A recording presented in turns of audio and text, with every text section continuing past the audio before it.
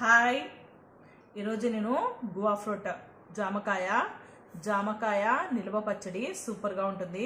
మీరు ఎప్పుడు చూడలేదేమో, మేమైతే చేసుకుంటుంటాము అప్పుడప్పుడు. చాలా టేస్టీగా ఉంటుంది. కొద్దిగా ఒగురు కొద్దిగా పుల్లగా కొద్దిగా స్వీట్గా ఉంటుంది కదా ఇది ఫ్రూట్. దాని నుండి నేను చట్నీ చేస్తున్నాను. సూపర్గా ఉంటుంది. మీరు చేసుకోండి.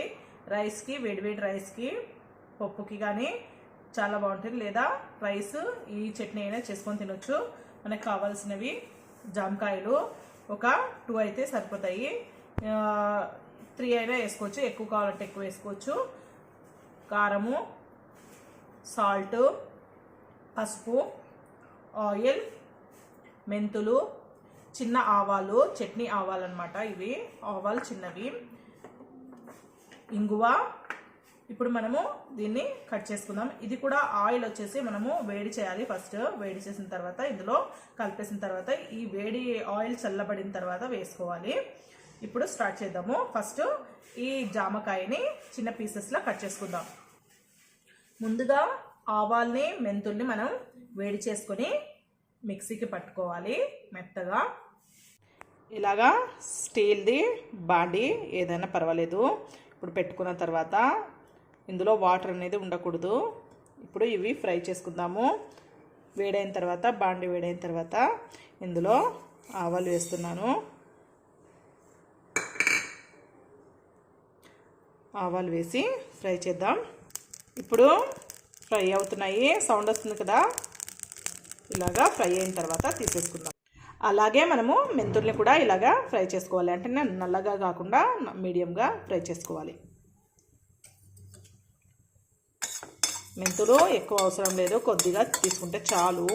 ఎందుకంటే ఇవి కొద్దిగా చేదు ఎక్కువగా ఉంటాయి కాబట్టి అవసరం లేదు ఇది ఎక్కువగా.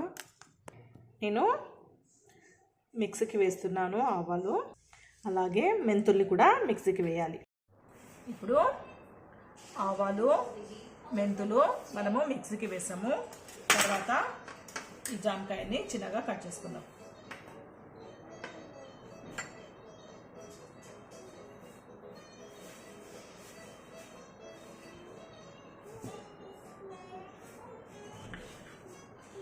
వాటర్ అనేది ఉండకూడదు, అంతా తుడిచేసుకోవాలి మనం క్లాత్ తీసుకొని.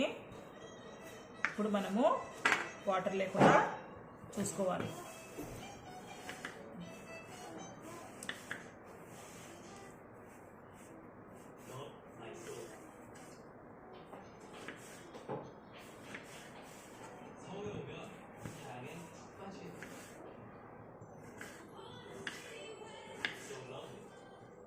చాలా టేస్టీగా ఉంటుంది.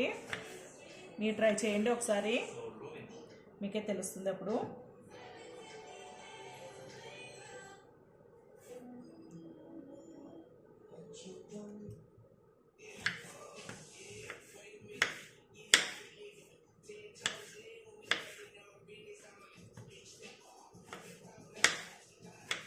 ఇలాగా కట్ చేసుకోవాలి. ఇప్పుడు ఒక ఎంటీ బౌల్ తీసుకోవాలి. ఇలాగా కట్ చేసుకొని పెట్టుకోవాలి.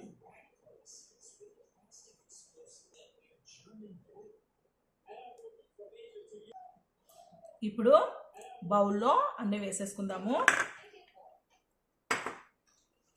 ఇది మనం చట్నీ చేసుకుంటే అలా కూర్చొని నోట్లో వేసుకుంటూ ఉంటాము. చాలా టేస్టీగా ఉంటుంది చట్నీ. ఒకసారి చూసుకోండి, చాలా బాగుంటుంది. ఇలాగా మనము ఇవన్నీ కట్ చేసుకొని పెట్టుకున్నాం కదా. ఫస్ట్ మనము సాల్ట్ వేద్దాము. మనకి ఈ పీసెస్కి ఎంత కావాలో అంత మాత్రమే వేసుకోండి. వేసుకున్న తర్వాత కొద్దిగా పసుపు చాలు. తర్వాత ఆవాలు మనకి ఎంత కావాలో అంతనే మాత్రమే, ఎక్కువ అవసరం లేదు, చూసుకొని వేసుకోండి. ఇలాగా మెంతులు,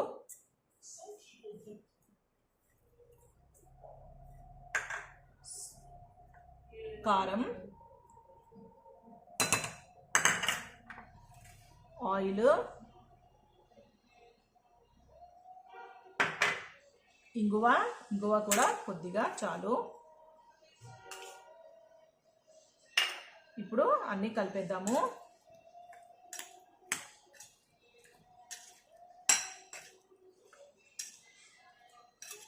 చాలా బాగుంటుంది. మనం టేస్ట్ చూసి ఏదైనా తక్కువ ఉంటే వేసుకోవచ్చు.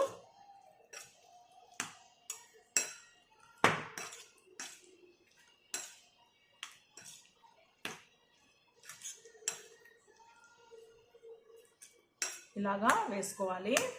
దీన్ని ఒక దేంట్లో అయినా కూడా స్టోర్ చేసుకోవచ్చు. చూడండి, టేస్టీ చాలా బాగుంటుంది. చాలా సూపర్గా ఉంది. మీరు ఇలాగే ట్రై చేయండి. అసలు మనం ఇలా కూర్చుంటే ఇలానే తినాలనిపిస్తుంది. చాలా టేస్టీగా ఉంటుంది. చాలా సూపర్గా ఉందండి. మీరు ఇలాగే ట్రై చేయండి. ఇంకా కొద్దిగా సాల్ట్ కూడా వేసుకోవచ్చు. ఆవపొడి అంతా వేస్తున్నాను, మెంతులు వేస్తున్నాను. ఇంకా కావాలంటే కారం కూడా ఇంకా ఎక్కువగా వేసుకోవచ్చు.